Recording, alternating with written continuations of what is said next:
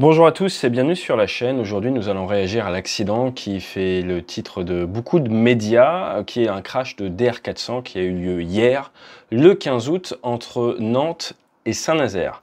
Alors, l'objectif de cette vidéo, c'est de vous permettre de prendre un petit peu de recul par rapport à toutes les informations qui circulent et mieux comprendre les événements, mieux comprendre ce que l'on sait et surtout ce que l'on ne sait pas à l'heure actuelle et vous proposer certains retours d'expérience issus d'autres accidents de DR400 ou d'aviation légère pour mieux comprendre ce qui a pu se passer au vu des informations dont nous disposons à l'instant T, à savoir les trajectoires du transpondeur. Dans tous les cas, il est urgent d'attendre le compte-rendu d'enquête du bureau enquête-analyse, enquête qui risque d'être longue et compliquée au vu de la zone où l'aéronef s'est écrasé, à savoir dans une zone où il y a de l'eau, beaucoup de courant, assez marécageuse, qui peut gêner l'enquête. Mais, laissons la police faire son travail.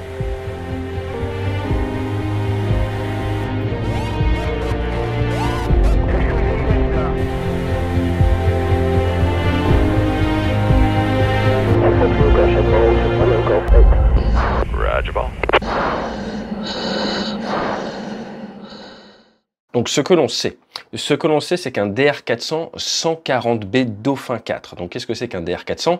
DR400, c'est tout simplement l'avion qui est le plus présent dans les aéroclubs en France. En 2019, il y avait, accrochez-vous bien, 2394 avions dans les aéroclubs. Eh bien, 864 étaient soit des DR300, soit des DR400.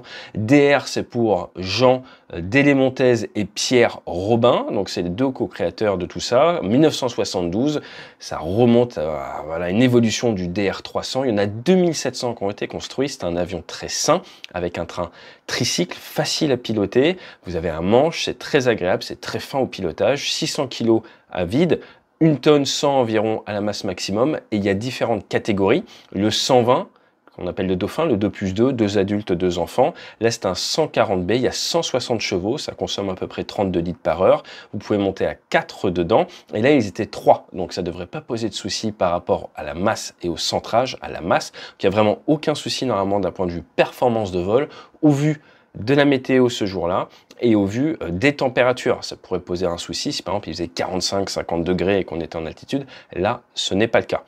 Ils ont décollé de Loudun, qui est une piste en herbe, à 10h55 locale, et le crash a lieu environ 51 minutes après, à 11h42, donc entre Nantes et Saint-Nazaire, juste de la zone entre les deux centres de contrôle. Les débris ont été retrouvés pour les premiers à 18h30, l'épave est à quelques mètres sous l'eau, et malheureusement, certains corps vont encore devoir être récupérés. La météo à Saint-Nazaire, donc un peu plus à l'ouest de la position du crash, nous donne une visibilité excellente, supérieure à 10 km. Par contre, un plafond overcast, comme on dit, à 1200 pieds, voire 1300 pieds. Donc à peu près 400 mètres de hauteur, il y a une couche de nuages. Il faudrait voir à Nantes quelle était la condition météo, mais là, c'est probablement de l'entrée maritime ou de l'humidité, c'est encore le matin, qui a dû se morceler derrière. Ils attendaient un Broken 2000. Donc à l'instant T, on ne sait pas si à cet endroit-là, à l'endroit du crash, il y avait des nuages ou pas. Il est probable qu'il y ait une sorte de couche de nuages sur la côte et ils s'en sont rapprochés, couche de nuages aux alentours des 1200 pieds, ce qui va nous intéresser parce que si on regarde le trajet de vol, la trajectoire de vol, on voit qu'on a donc le décollage et que rapidement l'avion est monté aux alentours des 1900 pieds. Donc on est à 1900 pieds, 110 nœuds de vitesse sol, donc c'est tout à fait classique pour un parcours aéroclub. Vous êtes assez haut par rapport au sol pour avoir des options en cas de panne moteur, ce qui vous permettra de planer. Un DR400 est un avion qui plane et c'est une altitude classique en aéroclub. Vous êtes dans le bas de la couche aérienne, vous êtes contrôlé ou pas ou en information de vol et ça vous permet d'avancer en toute sécurité. Le pilotage est souple, on a des variations de vitesse verticale de l'ordre de quelques centaines de pieds et à partir de 9h38, à partir de 9h38 après avoir passé Nantes, on se retrouve à suivre la Loire et là il y a une descente. Donc cette descente, elle amène l'avion de 1700 pieds à 1000 pieds, qui est beaucoup moins une hauteur d'aéroclub. Encore moins dans cette zone-là. Pourquoi? Parce que là, vous êtes en train de suivre la Loire. Donc pourquoi est-ce qu'on voudrait passer bas à cette altitude, à cette zone-là? Soit pour survoler un endroit que l'on connaît, soit faire ce qu'on appelle un passage, soit pour eh bien, éviter un espace aérien, mais là, il n'y a pas grand souci. Normalement, on verra les conversations, mais je ne pense pas que le contrôle aurait demandé de passer en dessous. Soit, eh bien, à cause de la météo. Vous êtes en vol à vue, ce n'est pas un avion qui est fait là pour faire du vol aux instruments, donc il va falloir maintenir le contact visuel avec le sol ou décider de faire ce qu'on appelle du VFR, du vol à vue on top, au-dessus des nuages. Donc s'il y a une couche de nuages aux alentours des 1200 pieds, il est logique de voir se glisser en dessous, sachant qu'on sait qu'à destination c'est cohérent, et donc là on vient gentiment glisser aux alentours des 1200 pieds. Et c'est là où ça devient intéressant, parce qu'à 9h42, donc on descend à 1000 pieds, 112 nœuds, donc l'avion accélère, et là il remonte un petit peu. Il remonte un petit peu, il y a un petit coup de 1000 pieds variaux, ce qui est beaucoup, donc une grosse correction d'altitude, mais après dans la foulée ça restabilise un petit peu, et on se retrouve à 1200 pieds, donc sûrement juste sous les nuages s'il y en a à ce moment-là, et l'avion avance, on suit toujours la Loire, on se retrouve à passer juste au-dessus de la Loire, et là il se passe quelque chose d'assez étonnant, l'avion va descendre. Donc il va descendre initialement à quelque chose de cohérent, qu'on est sur du 500-600 pieds variaux, donc on va passer de 1000 pieds à 800 pieds, peut-être pour éviter des nuages, et là, quelque chose de remarquable arrive, on est à 700 pieds sol, et on prend 1920 pieds par minute. Alors là, c'est du vario d'avion de ligne ou d'avion de chasse. Il est donc descendu pour dans la foulée tirer abruptement sur le manche et remonter. Or, c'est un avion qui a 160 chevaux, qui n'est pas fait pour prendre de telles variations au niveau de l'assiette. Donc on se retrouve avec un aéronef qui va monter d'un coup, mais qui n'a pas une grosse réserve d'énergie cinétique, et donc qui va se retrouver à prendre à peu près 300 pieds, donc il va passer de 900 pieds à 1000 pieds, sauf que là maintenant il arrive à 1000 pieds, sa vitesse a diminué, on a une vitesse sol de 90 nœuds, et qu'est-ce qu'il fait? Eh bien il va commencer à redescendre, et là on a 2171 pieds de vario. Donc là ça redescend, mais ça redescend très très fort, ce qui est sans commune mesure avec ce qu'on a vu sur tout le vol, et là ça se retrouve à piquer vers le sol, et c'est un piqué qui va être accentué jusqu'au dernier relevé, où on a 700 pieds, 8259 pieds par minute. Donc si on doit regarder un petit peu les trajectoires de la fin, ça nous fait, on descend à cause de la météo, après derrière, ok, on descend, on remonte un coup, et là, pouf, on repousse, on redescend très très fort, et là ça vient très très fort, 95 nœuds de vitesse sol, c'est pas la vitesse indiquée, donc là, vu les 8000 pieds variaux, il a sûrement une attitude vers le bas, et ça vient taper le sol dans ces conditions-là. Donc pourquoi ?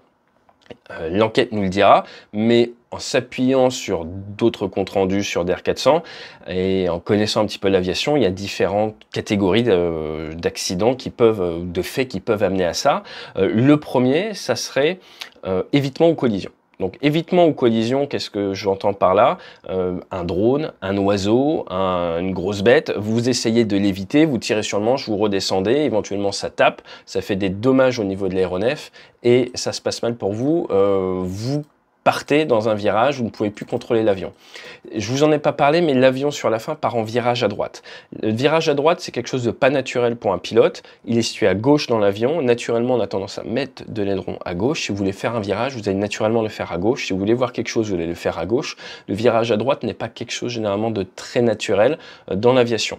Et là, on voit qu'il part en virage un petit peu, une sorte de virage engagé par la droite. Donc, évitement collision, vous tapez un oiseau, vous tapez un gros drone, ça fait un dégât sur votre aéronef. L'avion n'est plus contrôlable, il part en virage engagé. C'est arrivé par le passé sur DR400, ils avaient tapé un très gros oiseau, un cormoran, ils étaient 4 à bord et malheureusement ça avait été filmé depuis la place arrière, ils n'avaient pas survécu. Donc c'est déjà arrivé dans l'histoire du DR400. Certains aéronefs, notamment les ULM modernes, ont des petits parachutes de secours, ou le Cirrus par exemple a un parachute de secours qui va vous permettre, si vous vous faites l'arracher un morceau de l'aile ou endommager une partie de l'aile, de survivre. Ce n'est pas le cas du DR400 qui est d'une génération antérieure. Autre possibilité, l'incapacitation du pilote. Personnellement, j'ai eu des soucis de santé. Heureusement, je n'étais pas en vol ce jour-là. Mais AVC, incapacitation du pilote, vous vous retrouvez avec un monopilote qui ne peut plus piloter l'avion. Et là, eh bien, vous avez le passager qui va essayer de faire quelque chose. Et ça ne va pas forcément être une situation d'avenir. On a déjà parlé sur la chaîne sur quoi faire. On explique un petit peu, on a fait un tuto. Mais ce ne sont pas des avions qui ont un pilote automatique ou une capacité à ramener l'avion automatiquement, comme les font les derniers TBM par exemple au terrain. Donc c'est important quand vous partez en vol en aviation légère de vous faire briefer sur comment utiliser la radio et comment tenir un palier quand vous accompagnez un monopilote. Donc incapacitation du pilote, ça pourrait expliquer ça également. L'autre point, un souci au niveau des commandes de vol. Donc s'il y a un souci au niveau des commandes de vol, vous ne pouvez plus piloter l'avion. Par exemple, rupture de commande de vol ou elle se bloque, elle se braque, vous vous retrouvez à mal partir. Et le dernier point, au vu de la météo sur Saint-Nazaire, à confirmer sur la météo de cette zone-là, vu qu'on est autour des 1200 pieds et que c'est justement la limite un peu de la météo, c'est gêné par la météo et des prises de décision liées à la météo ou à des phénomènes un petit peu liés aux nuages avec la règle des 178 secondes, vous perdez un petit peu vos repères, ils se retrouvent ce qu'on appelle en IMC intermittent, donc vous vous retrouvez dans les nuages sans appliquer la méthode de vol aux instruments, et là, eh bien, vous vous retrouvez en virage engagé, vous perdez vos références d'horizon, et au moment où vous sortez des nuages, c'est trop tard pour récupérer. C'est pas vraiment le plus probable, parce qu'il y avait quand même de la hauteur pour récupérer derrière. Donc vraiment, si je devais mettre des probabilités, je dirais que collision et incapacitation pilote ont des bonnes probabilités malheureusement de résulter, d'avoir amené à ce résultat-là. Ensuite derrière, soucis liés à la météo avec en dernier les commandes de vol. Pourquoi? Parce que c'est très rare sur DR400, ce sont des avions très simples et il n'y a pas vraiment de changement particulier ou de stress particulier au vu de la trajectoire. Mais là vraiment le point je pense sur lequel les enquêteurs vont vraiment zoomer, vraiment s'interroger, c'est cette descente suivie de ça remonte et ça redescend. Ce qui fait penser à de la prise de décision à cause de la météo, mais qui peut également, comme je vous le disais, faire penser à un souci d'incapacitation pilote et une personne à côté qui essaye de reprendre le contrôle de l'avion. Si vous montez dans un avion, j'insisterai jamais assez, faites-vous expliquer comment faire un vol rectiligne horizontal et comment appuyer sur le bouton de radio. Pourquoi? Parce que des informations que l'on a à l'heure actuelle, il n'y a pas eu de message d'urgence, pas eu d'emergency. Donc si on était allé vers de la panne moteur ou vers une panne de ce type-là, le pilote aurait eu le temps de faire un Mayday, Mayday, Mayday, et ensuite il serait allé chercher sa vitesse optimale de planer. Vitesse optimale de planer qu'il n'aurait pas amené à partir en virage serré à droite comme ça, avec un 9000 pieds vario. C'est pour ça que le cas de la panne moteur est peu probable. On est probablement sur quelque chose qui est beaucoup plus centré sur le pilote, son incapacitation ou ses prises de décision, ou alors un événement extérieur catastrophique avec la collision sur un gros volatile. Et je veux insister vraiment sur ce point-là, je sais qu'il y a beaucoup de pilotes qui nous suivent. La Loire, en chasseur, moi j'ai traversé un paquet de fois en super étendard monomoteur, c'est 3000 pieds mini pour les chasseurs. C'est-à-dire qu'on était obligé de remonter, passer à 1000 mètres sol et après redescendre. Et le trait de côte, c'est pareil, 3000 pieds mini. Il est interdit dans l'aéronaval de passer bas au niveau de l'estuaire de la Loire, au niveau du trait de côte. À cause de quoi? Collision aviaire. Il y a beaucoup d'oiseaux, vous ne voulez pas vous taper un oiseau même à 250 km/h et à partir de là faire du 300 mètres sol, 250 mètres sol dans des zones où il y a énormément de périls aviaires, c'est pas une situation d'avenir. Donc ça risque d'être compliqué pour l'enquête de voir si ça peut être lié à ça, mais je vous renvoie, je vous le mets en dessous, vers le compte-rendu du BEA avec cette collision aviaire catastrophique qui avait amené au crash de 4 personnes. Regardez dehors en permanence, vous avez d'autres aéronefs à éviter, vous avez les oiseaux à éviter et maintenant vous avez également tous les petits drones à éviter. Donc c'est indispensable de bien scanner dehors, de bien regarder, voir et être vu. Et les oiseaux, si vous voulez vous les éviter, vous montez. C'est vers le haut qu'il y a de la plus de survie parce que naturellement, l'oiseau, il va, c'est pas une blague, rentrer une aile et descendre. Je l'ai vu un paquet de fois en chasseur, dès qu'ils nous voyaient arriver, paf, ils rentrent l'aile et ils essayent de descendre. Donc, voir et éviter, oiseaux, drones et les nuages, anticipation également. Et si besoin, si vous voyez que la météo se dégrade, demandez de l'aide au contrôle aérien, faites demi-tour, il y a de la vie dans le secteur d'où vous arrivez et si vous vous retrouvez au-dessus de la couche, c'est pas grave. Et n'oubliez jamais que dans le pire des cas, vous demandez de l'aide en fréquence et vous aurez la chance d'avoir un Mirage 2000 ou un Rafale ou un hélicoptère qui viendra vous récupérer et vous accompagnera. Dans l'aviation légère, vous avez du pétrole. Le pétrole, c'est la vie. Il vaut mieux attendre en altitude que la météo aille mieux ou aller loin que d'essayer de passer au travers d'une couche alors que vous n'avez pas l'avion fait pour, ni la formation fait pour. Allez, profitez bien du mois d'août pour piloter en toute sécurité. Le briefing météo est important, les différents what if, et quand il y a le feu, il n'y a pas le feu, au pire, on fait demi-tour, on va dans une zone où la météo est plus clémente. À très bientôt sur la chaîne Fly Safe.